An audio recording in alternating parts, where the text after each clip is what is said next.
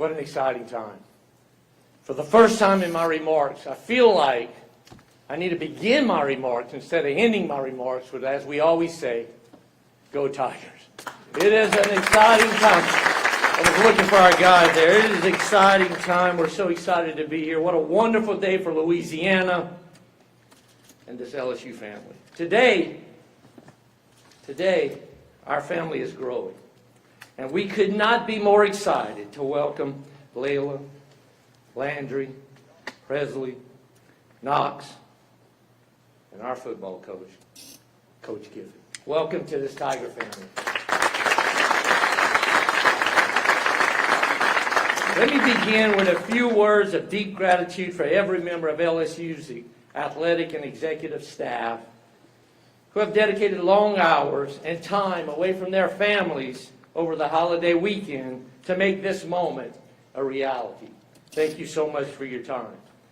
I also want to give a little special thank you to Board Chairman Scott Ballard, Athletics Committee Chair John Carmouche, and all of the members of the Board of Supervisors who have engaged, who have supported, and who have helped to ensure that we have all of the resources in place to restore a championship culture right here in Tiger Stadium. While Coach is certainly the man of the hour, I would be remiss if I did not save my final message of appreciation to someone who has given decades of his life to this athletics department, to a leader who truly embodies what it means to be an LSU Tiger. Just a few short weeks ago, in my first meeting with our athletic director, I talked a great deal about the need for structure, accountability, and measuring ourselves against only the best. Our athletic director responded by telling me he would be accountable for finding the best football coach in America. Verge, you are a man of your word, and you have certainly delivered on that promise today. Ladies and gentlemen, please join me in a round of applause and welcome to this podium the architect of today's announcement, LSU's athletic director, Mr. Verge Osbury.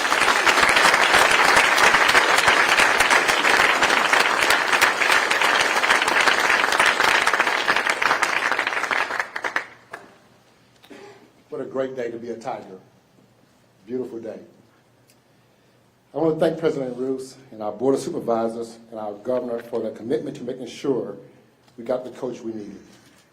I also want to thank Ms. Julie Cromer and the search committee for the long hours the past couple of weeks making sure we got this done and done the right way for Louisiana. Julie's been my all-star. Is she in the room tonight? She's here. Julie likes to stay in the background, but she's very, very important to this process in helping us get Coach Kiffin here.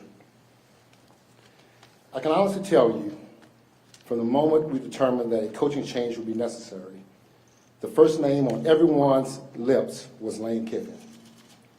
There are a lot of great coaches out there, and we performed due diligence on several other candidates, but the name none of us could shake was Lane. LSU football has a unique place in the history of the game, in the traditions of the SEC, and the hearts of everyone with any connection to the state of Louisiana. Purple and gold have always represented something special. It represented Death Valley on a Saturday night. It represents some historic offenses and stifling defenses, as well as championships and excellence. That word, excellence, is LSU. Our colors in our stadium tell anyone in the world that they are watching LSU. As a former player and as an administrator here for the last nearly 30 years, I can tell you that when the band strikes up, "Hold That Tiger," there's no better place in the world to be.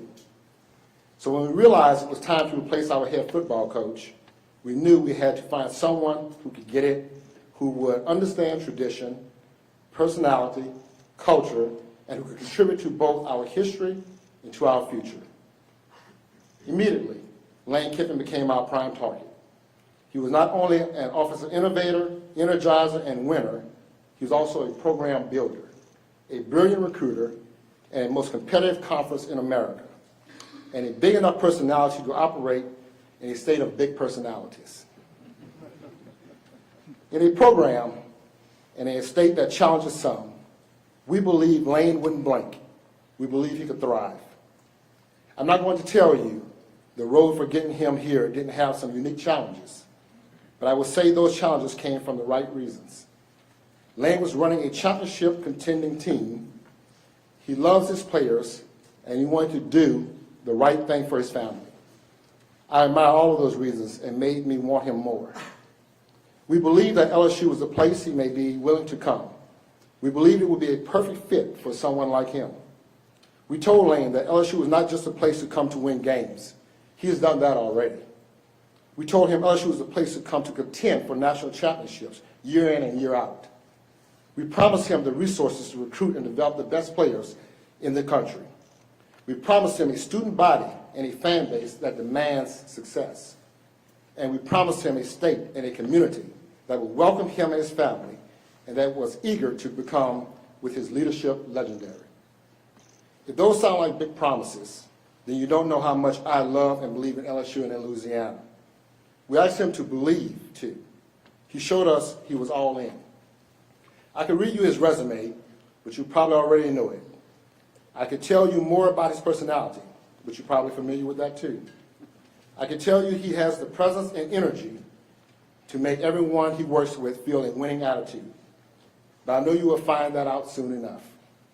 I can't wait to get down to work with Lane. Lane, the process to get you here hasn't always been the most predictable, but I believe you will find it to be home. You've been looking for it. Lane, we want to welcome you and your family to LSU, to Baton Rouge, and the state of Louisiana. Go Tigers.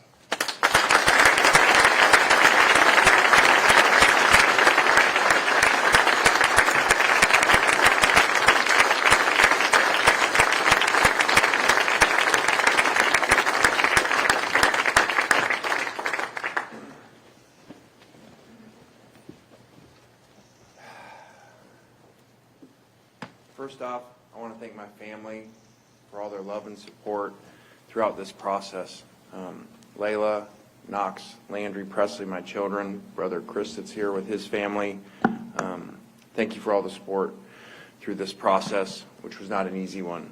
I'd also like to thank President Wade Roos, Athletic Director Burge Osbury, Board of Supervisors Chair Scott Ballard, Athletic Board Chair John Carmouche, and Julie Cromer.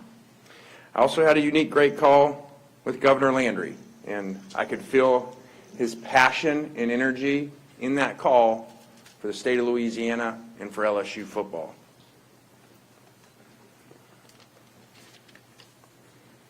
Also, the people that reached out to me through the process, from former great LSU players and very powerful LSU alumni. I'm very honored to be the head coach of LSU. I can sum it up by saying this place is different.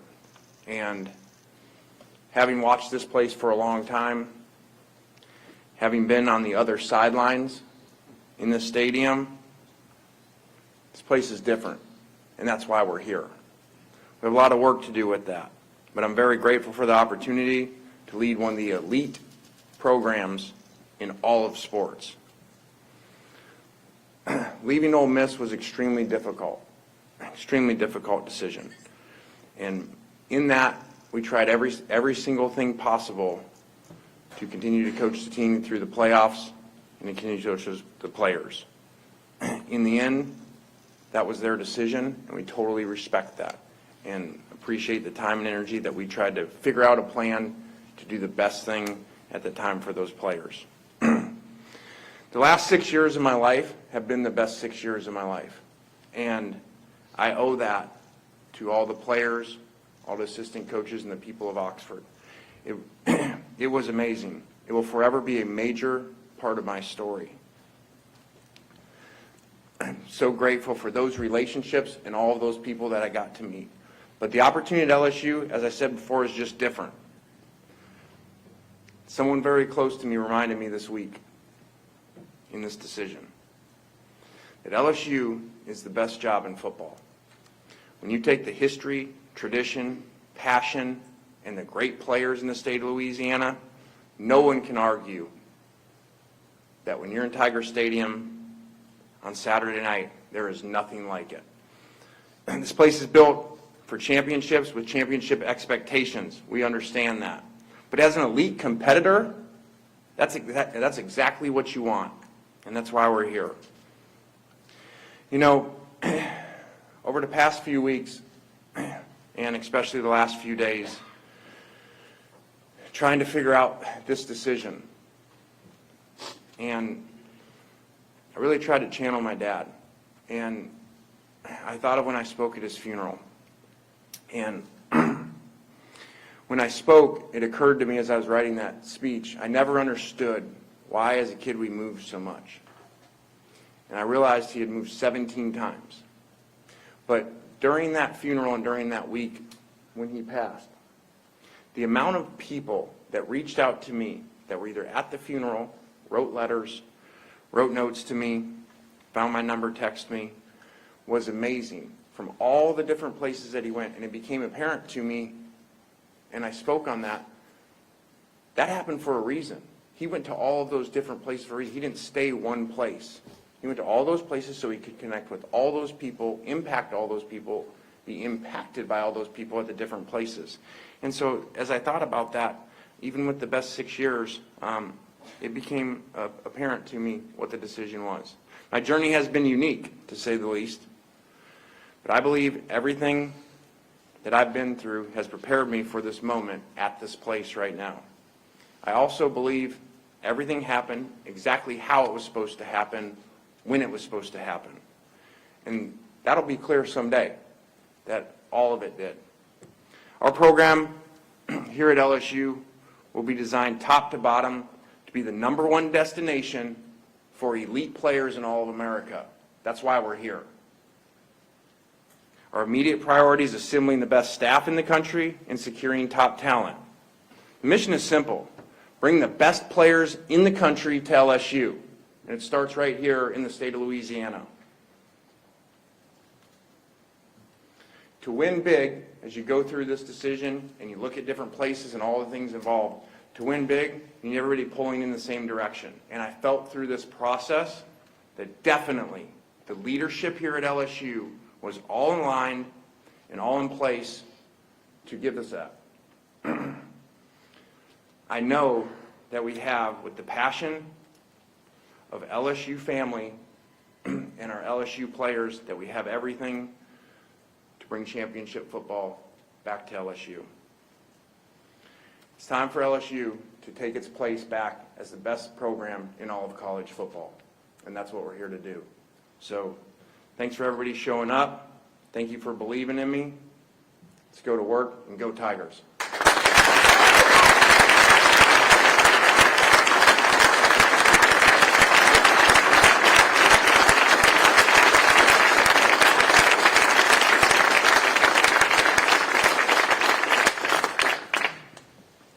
Appreciate that.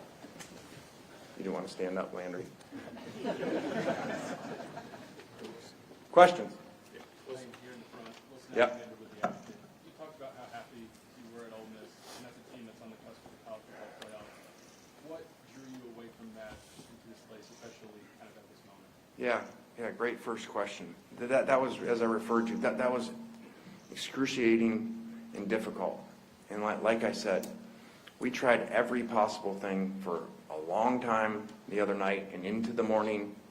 As you saw, the team meeting announcement get pushed back because we were trying to get that done. And I'm very grateful for the chancellor there and Keith Carter, you know, that they listened.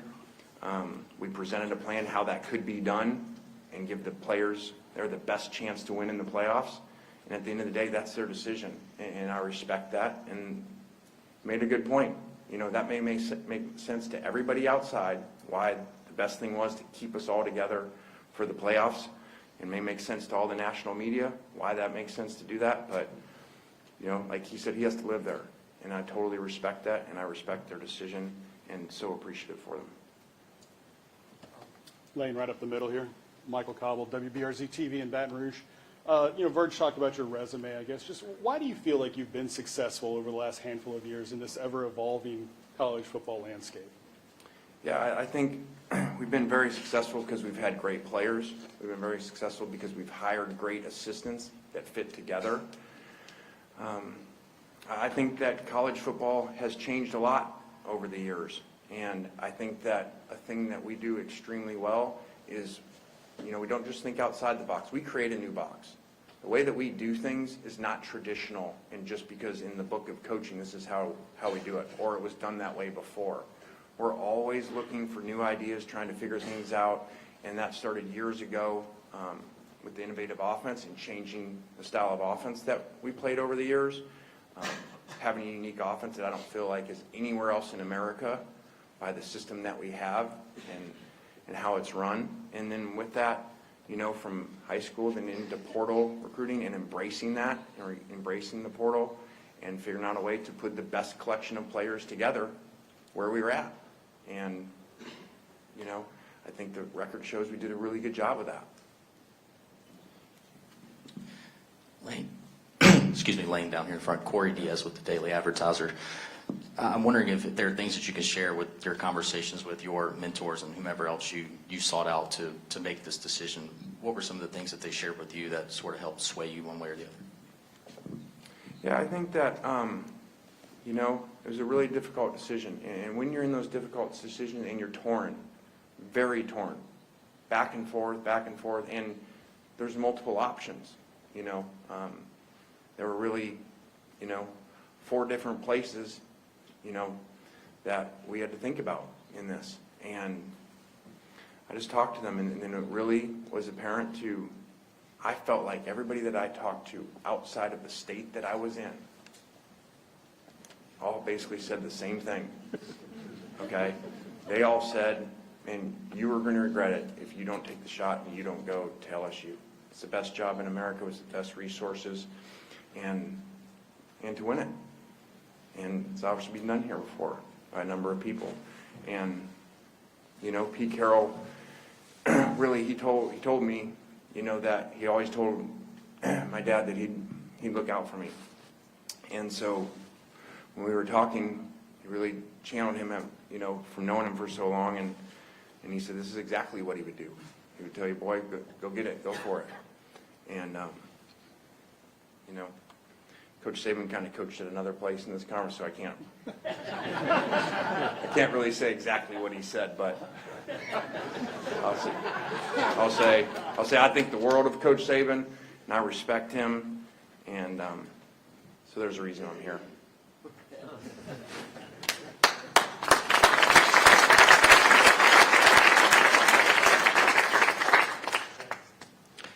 On your left, Coach. Shea Dixon with On 3. Obviously, you're known as one of the top offensive minds in football, and I think for a long time people have tied that to the Bryles offense. Over the years, what have you changed, adapted, that you would consider now the identity of what your offense is?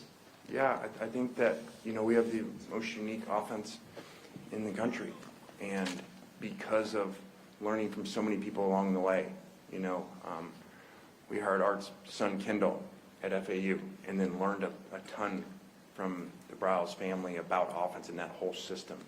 And then really combine that over what we had done over the years at USC, at different places, at Alabama, and then said, okay, what if we combine these two and take this up-tempo spread system, but then really still do it with problem plays, problem formations that, remember, I really grew up really under 3 people. My dad, for my whole life, Lane Kiffin, then Pete Carroll, then Nick Saban. So really, I basically spent the majority of my life with those 3 defensive minds. Over time, always listening to them, what gave them problems, as 3 of the best defensive minds to ever coach this game. I mean, how blessed am I that I got to be around those 3 people? And then think about, okay, combine all that they said and put this thing together. And so it's been a great offensive run because of that. And, we're not going to get up here and talk about individual numbers and stuff like that, but if you research them, I would say, over the last, since we left Alabama, so that's 9 years, okay, if you take points yardage, that's the #1 offense combined in all of college football. Hey, Coach. Jacques Doucet, WAP-TV here in Baton Rouge. You mentioned it a little bit. What are your memories of coming here as an opponent, playing in Tiger Stadium, and how do you feel now to have that arena in your corner as the head coach? Yeah, it feels good to be on that sideline. Been here a number of times. Now that you say it, I think about it. I've been down there in what you guys have watched for a long time, and I would say that you would probably say 2 of the most intense times and feelings, and those were 2 overtimes, one at Alabama here, and then one at Ole Miss here in the overtime 2 years ago. And God, man, that feeling on the other sideline, all the way from the warm-ups of those night games, and it is not. I coached a lot of places, okay, and a lot of road games, NFL, college. There is nothing like the feeling when you're on the other sideline and the intensity that you feel. It's like a weight that you feel. I've talked to head coaches who have been here before, obviously. Okay, and they talk about like feeling on the other sideline, like how they feel lifted up by the crowd and the intensity. Well, when you're on the other sideline, you feel it the other way, and especially as you get to crunch time and overtime at night. So I felt that, and I always thought to myself, man, what if we had that advantage on our side? So if we combine what we do, the way that we coach players, the systems that we run, and now we have that intensity on our side for the opponent to deal with, again, that's how it painted all together to say, and this is where you're supposed to be.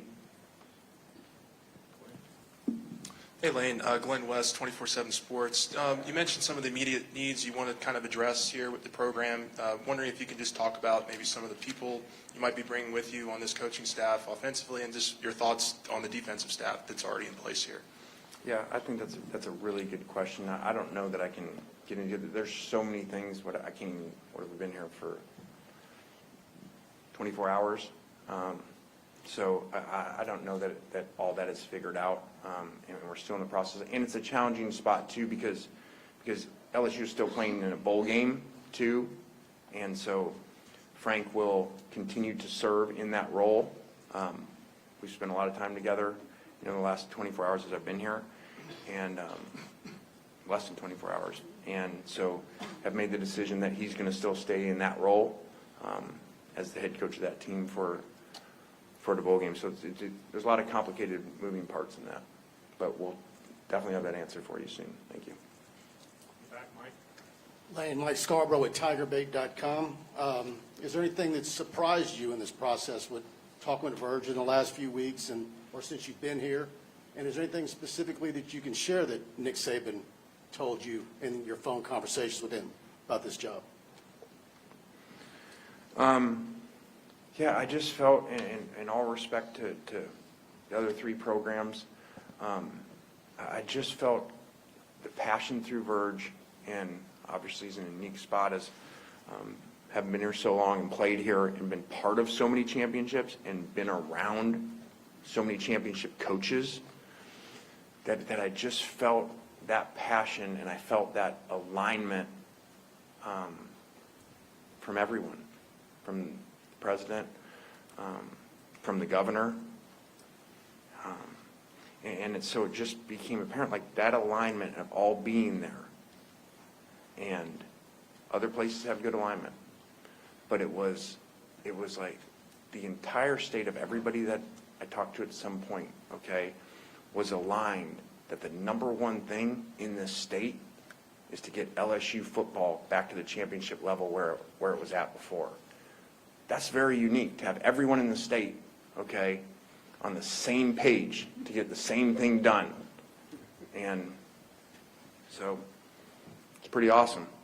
And again, it's why we went through a really challenging time and a really difficult decision and a great place where we were at and great support to have to make the decision to leave there, okay, as over the 6 years there. A lot of opportunities to leave, including in this conference, very prominent programs, and never did. And it came down to that at the end of the day.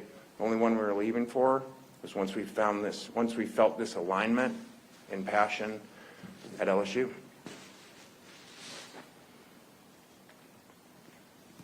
Lane, right down here, Bryce Kuhn with On 3. You've talked, I guess, this season about how important, I guess, reconnecting with your family has been. And I guess the reported trip down to Baton Rouge a couple weeks ago, how important was it for your family to feel on board with this? And what were some of those conversations like with them over the past 24, 48 hours? Yeah, as a football coach, it's awesome in so many ways. But it's very challenging when you make decisions versus probably what I would think most of you guys go through, meaning you're at this place that you really love, and your family loves it, and you've had this amazing 6 years, and these opportunities come, and it's like, okay, are you going to come? And you don't really know anything except for the stadium at the places, because that's really all you've ever been, is in the stadium. And then your family, your brother's family, and his 4 kids, are all going to move there. So I have to make this decision, okay, but I have none of this information, okay, about what the neighborhoods are like, what the people are like, what the schools are like. I have none of it. So, it's not ideal, but it came down to, well, I'm not going to go as the head coach of a place to go, because even though most people do that, and they spend a weekend somewhere in other professions and go to the schools and restaurants to get a feel for it in neighborhoods, and then they make a decision, and sometimes, they take 4 months to relocate and stuff in the real world. And that doesn't happen. You get on a plane and you go. So I just thought it was really important when they offered, to have the family come down without me and get a feel for it. And it was very important, because that went a lot into the decision. I don't know that I could have made this. I don't know that I could have made the decision, or certainly couldn't have made it and felt good without everybody on board like it was, after going to multiple places and coming back and saying, hey, we're all in. We're all in to go to Baton Rouge and go to LSU. Hi, Lane. Matt Moscona from ESPN Radio in Baton Rouge. I'm curious, how much did an NIL plan in this new true third-party NIL era factor into your decision, and what can you share with us about the plan LSU laid out for you? Yeah, great question. In that, when you talk about the, 4 places and making a decision, okay, I said through the process, okay, I'm never going to make a decision on money. And I'm telling you right now, I don't know what my contract is here. That's not very financially responsible, okay? I'm sure it's really good, okay? I don't know what it is, nor did I know at the other places what the numbers were. Because I said in the beginning, I told Jimmy Sexton, don't tell me the numbers, okay? I want to make a decision that has nothing to do with money for me. Now, tell me the numbers in the plan for what the money is for the players, because that's everything in that area to me, okay? Not what I make, what they make, to understand how can you build this. And if you're going to make a change and you're going to move, and all these people are going to move, and you're going to do all this and go through all that, which was a very challenging, obviously, last 48 hours, in a lot of ways sucked. It's the only way I can describe it. It sucked for a lot of people. And there was no way to possibly do it, in my opinion, any better than we did from a timing standpoint, because it's a bad scheduling system of how it's set up, and eventually, hopefully, it gets like the NFL, where you can't do that in the season and don't have to make those decisions. But in that, it was very important and very critical, and Verge and his team had a really, really good plan, and even talked to some donors that are part of that plan here to see exactly how does that work. And there's a great plan here. There's a great plan of how we can come together with what we bring and what players around the country want to play for us and play in our systems, and then have that support to be able to do that, so that they want to play for us and they get taken care of financially, which obviously nowadays is the world of college football, and it's very important and critical to them, which it should be. And this was the best setup. So that definitely played a factor into it. Because I don't care what your systems are, without good players, they don't work. So I actually asked today about my contract, not the numbers, I still don't know them. And I said, hey, just in case I get asked on it. And he said, basically, all four were extremely similar, okay, contracts for me. But in the process of figuring out the NIL packages, those were not similar. Those were not the same. And that's a big part of it. Jared in the back. Lane in the back over here. Jared Paul Joseph, WGNO in New Orleans. How have you felt mentally and emotionally from the optics of having to leave Oxford to the boos to landing here to the cheers? How has that been for you in those aspects? Yeah, time heals a lot of things. And having gone through this in this conference before, I sure hope that happens. I sure hope that that the people there and the fans there, as time goes, can focus on the amazing 6 years, the greatest football run in the history of the school, okay, the greatest regular season ever in the history of the state just happened there. And I really hope they can focus on that. And where we were able, with the support of people there, where we were able to put the program on a national stage that it had never been at before and maintain it there for a number of years. So it was very hard, and it was really challenging, and it is, man. It's the passion of the SEC. So I understand that. So I don't get emotional with it yesterday like so many people get emotional, like that, and they change like that, because we spent 6 years there, and that airport scene, and Knox and I driving, and people trying to run us off the road, man, and the things they said to us, and then we got here, and we had been here for 6 minutes, and how, we love you, Coach, you're the best ever. And they're like, we only been here 6 minutes, we ain't done anything for you yet. But that's the SEC, and I've been around long enough to know that, and it's just the passion of the SEC, and so I'm not upset at those reactions, by fans, by people, and, I think that people get really upset when you leave somewhere because they feel hurt because you're doing a really good job. They ain't going to the airport and driving from all over, okay, to say those things and yell those things, okay, and try to run you off the road if you were doing bad. So, I just look at it as passionate people in the SEC, and then it means they really liked what we were doing there. And I think because of the way the players played, because of the way the assistant coaches coached, and the performance we put out in the field, okay, is why we ended up in the situation that we were having to decide from all these different places. Yeah, right here in front, Ron Higgins, Freeport Bossier Journal. You talked with Florida, and you talked with LSU. What did Virg Osbury say to you, maybe the first time you talked to him, that you thought, that's exactly what I want to hear? I'm going to leave you alone, let you coach the team. I like when I hear that. We're going to give you everything to win. I'm going to leave you alone and go coach the team and bring us championships. So, Virg isn't real long-winded in those meetings as some other people, and he gets right to the point, and, I really like that.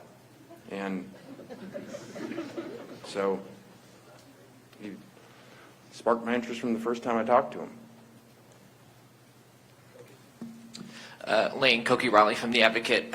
With the signing period starting on Wednesday, what's the structure in place to bring in these recruits, still recruit guys, potentially have some flips? Like, what's the structure in place now for the recruiting signing day? Yeah, so, when it was asked before about the staff and the current roster, all that stuff, the number one focus after arriving here and walking in the facility last night, which really was awesome. Sorry to sidetrack, so make sure I don't forget your question.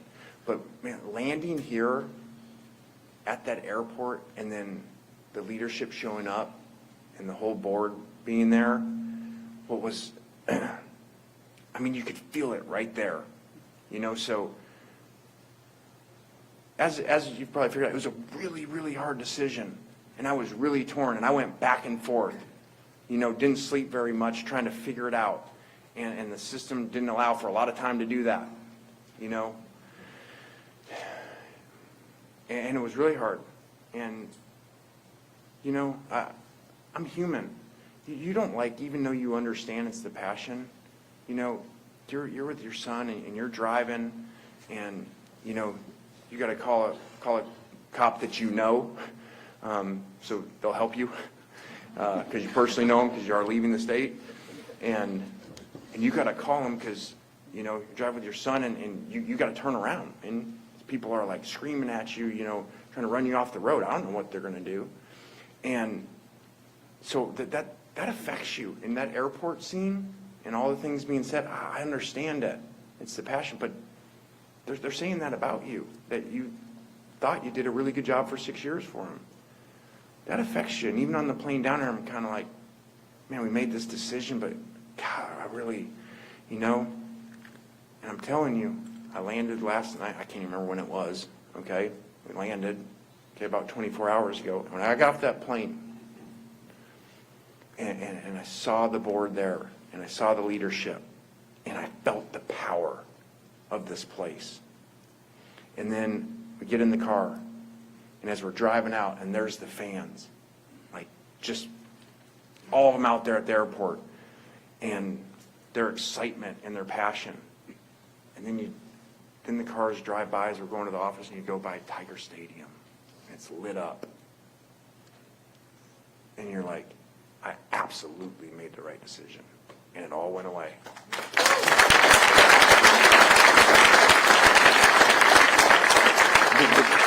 Then you walk into the facility, and myself and the coaches, our general manager, like you walk in, and I'm like looking around, and I'm like, God, like it's like we're in the NFL. Like everything is so amazing in that facility, and it's so powerful.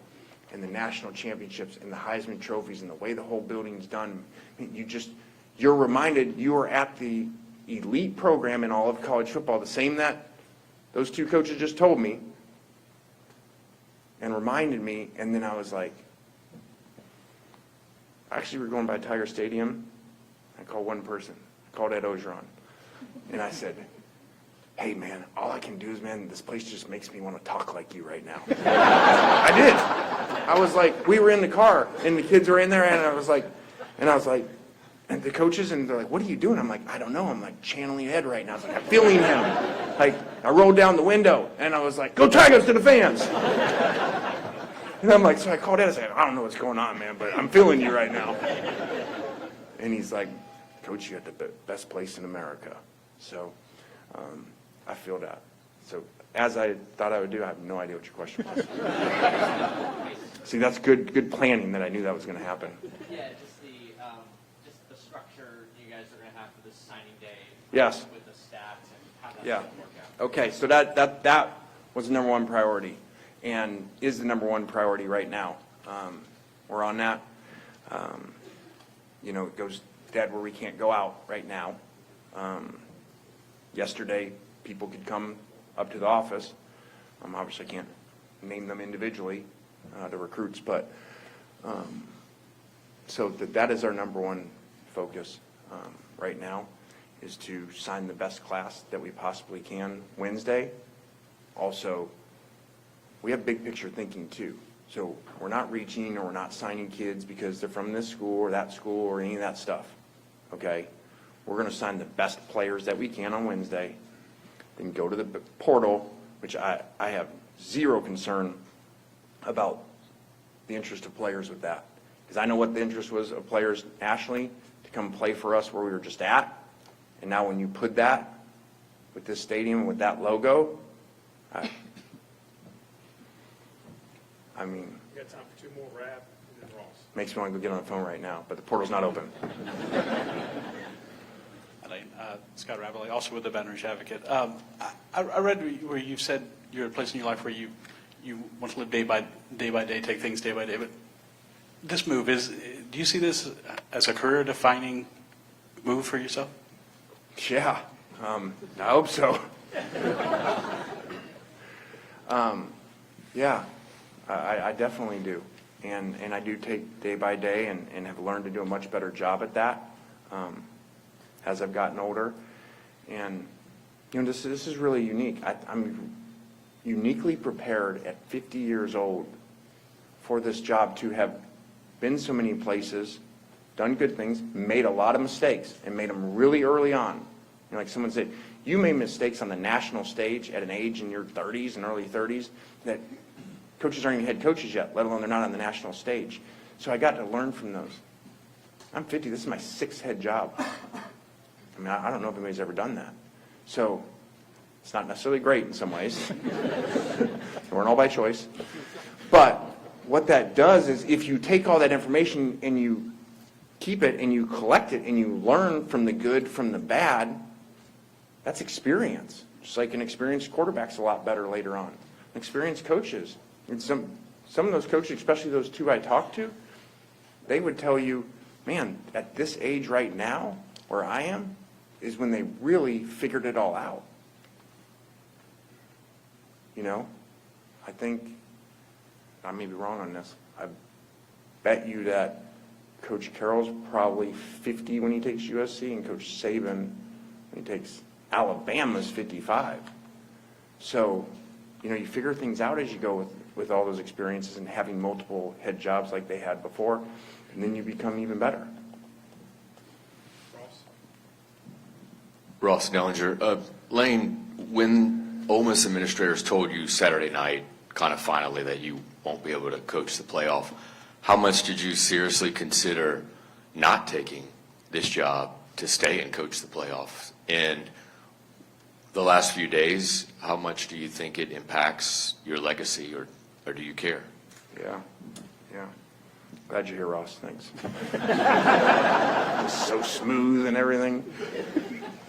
So, even though my man Ross was hiding out in a car, following me, which is a true story, I appreciate the effort.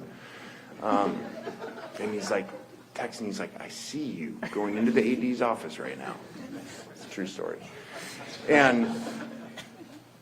But first, it wasn't until Sunday, that's why things kept getting pushed back, that I was told that we couldn't keep this thing in place and coach the playoffs. So I'd already made the decision at that point and informed them Saturday night, you know, that this is what we were going to do. And that was a really hard conversation with Keith, really hard. And kept trying to work through, okay, all right, yes, there's disappointment in that, but how can we do the best, knowing that I'm going to be the head coach of LSU for the future down the road, how could we do the best interest and of the players and give the players the best chance to win and make a run at the national championship in playoffs, and most likely, as I said, their most historic sporting event in the history of the state of Mississippi, a home playoff game. And it didn't work out. And it came back the next day. It's why there was a team meeting, whatever it was, 9, and then, you know, thought it was going that direction. We met with the players. I was in there with Keith, you know, and the players said, okay, let's do this. And just, and I get it. I understand it, you know.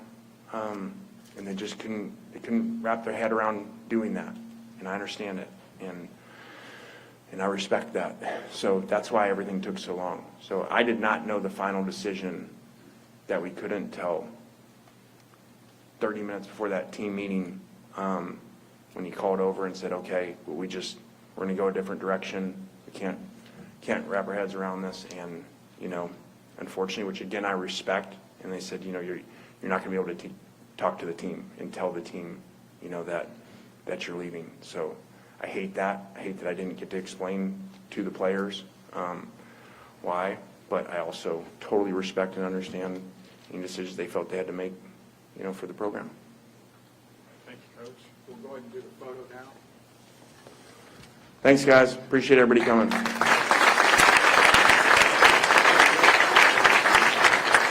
Sit down.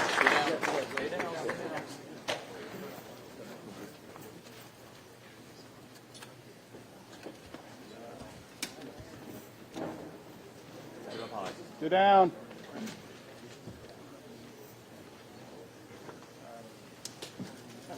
Mike.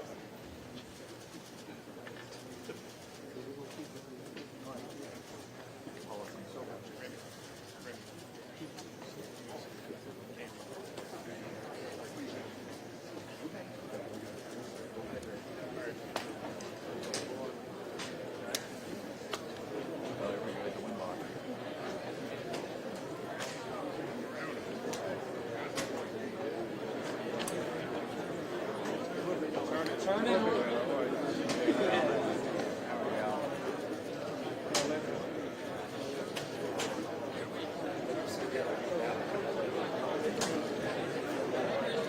good.